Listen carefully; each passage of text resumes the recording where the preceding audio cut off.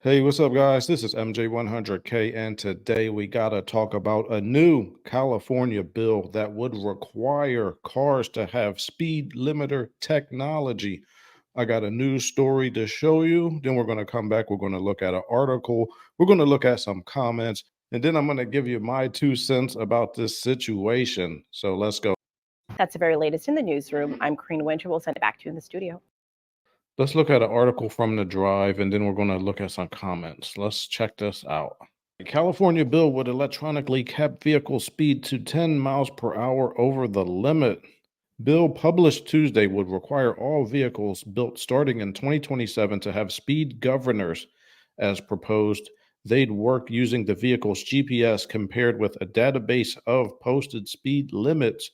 As proposed, they'd work using a vehicle's GPS compared with a database of posted speed limits, though speed limit sign recognition would seem to present another method. The text of SB 961 mentions that the electronic regulator shall be only capable of being temporarily disabled by the driver of the vehicle, but that doesn't explain in what circumstances a driver should or will be allowed to do that. The alarming surge in road deaths is unbearable and demands an urgent response, said Senator Weiner in a news release. There is no reason for anyone to be going over 100 miles per hour on a public road. Yet in 2020, California Highway Patrol issued over 3,000 tickets for just that offense. Preventing reckless speeding is a common sense approach to prevent these utterly needless and heartbreaking casualties. Oh my goodness. All right, so let's look at some comments. So this person says, I'm going to resist the urge to get into the overreach debate. I will say this, I don't see it passing.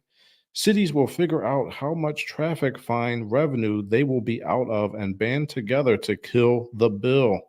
Even the police may quietly work to kill it. Imagine how many fewer highway patrol officers would be needed if they did not need to engage in speed enforcement. Oh, that's an interesting thought. And this guy said, since OnStar came on the scene in the mid 90s, this has been a risk that is possible, but we've made it 30 years without it happening so far. All modern cars have some ability to remotely shut down. We don't need anything new to make this a reality. Yeah, that's exactly what I'm saying. That's my point about this. This technology has been available forever. I mean, all the car knows everything that you're doing. It knows how fast you're going. And all you have to do is program into it what is the max speed that you want this car to be able to achieve. And once it reaches it, easily just cut the fuel and you won't be able to go any faster. I know somebody who tried to drive as fast as they possibly could. And once they got to 120 miles per hour, it just kept cutting fuel and they weren't able to go any faster. Like, you shouldn't have been doing this, but that is what I heard. So they already have the ability to limit the speed. You can see this anytime you have a transmission problem. The car will go into limp mode to where it won't go above a certain gear. So the technology is already there. It looks like what they want to do now is tie it to the local speed limit.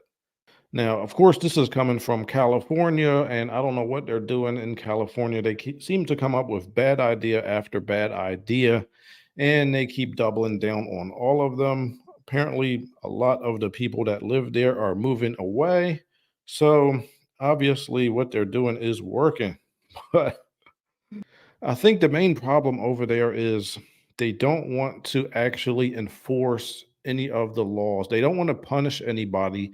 They don't want to put people in prison anymore. They feel like that is super mean. They're trying to just prevent the crimes from happening at all so that they don't have to punish people for breaking the law.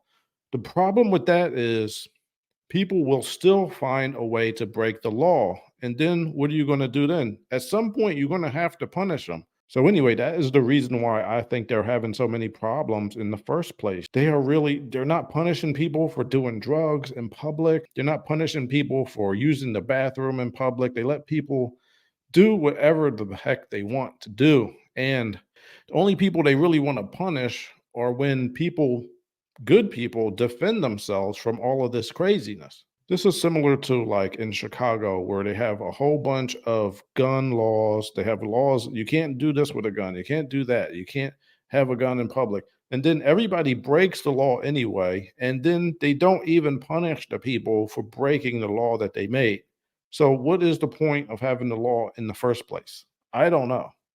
But anyway, like I was saying, people will always be able to find ways around that. And to prove this, I called my friend who is a computer engineer. He could write any different code language you could think of. And this is what I asked him. This is my friend, Angry McNerdy Face. So he said, people who are really good at this type of thing have found a way to break into the car's ECU and they can override things in the computer directly. He says that people who are really smart with this type of thing can break through the computer directly and change anything they want in there. ECUs are able to be cracked. Okay, that's what they call it, that's cracking them. If this becomes mandatory, all somebody would have to do, some criminal or just people who'd want to go fast, is they could crack the ECU. Any ECU could be cracked, according to him. Also, they have what's called a trick they call man in the middle, to where they will mimic the signal of whatever they're trying to use to confuse the ECU into thinking that everything's okay. For example, they could mimic the signal of the speed limit. And maybe they could say, oh, the speed limit is 120 miles per hour. Now you could go up to 130 or whatever they want to do. They could also mimic the signal of the speed to show that maybe it's going slower than it actually is going. I mean, this type of technology exists and people will be able to exploit it.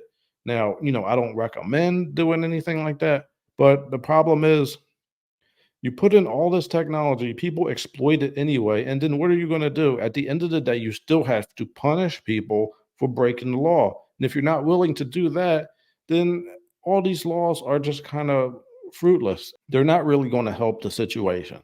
So that's all I got for you today. What do y'all think about this situation? Do you think they should put in this type of technology? Do you think that it will be needed? Do you think it would help people to not get hurt on the road?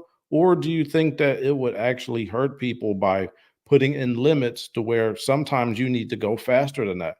What do you guys think? Personally, I think they should focus on just enforcing the laws that they have now instead of trying to make new laws. I mean, at the end of the day, you're going to have to punish people eventually unless you want a lawless state, which is what it looks like California is turning into, unfortunately. Anyway, that's my 2 cents. Let me know what you guys think in the comments. Thank you for tuning in and have a good one.